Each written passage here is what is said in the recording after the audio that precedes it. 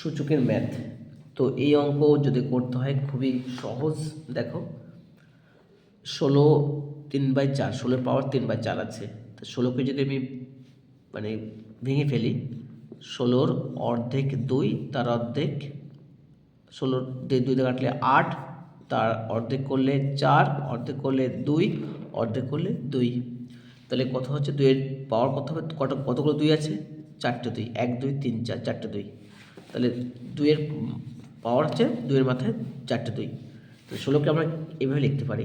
তাহলে 16কে কী লিখবো, 2 এর মাথায় 4, এই ব্র্যাকেট মানে কি ইন্টু, আগে কত ছিল 3/4।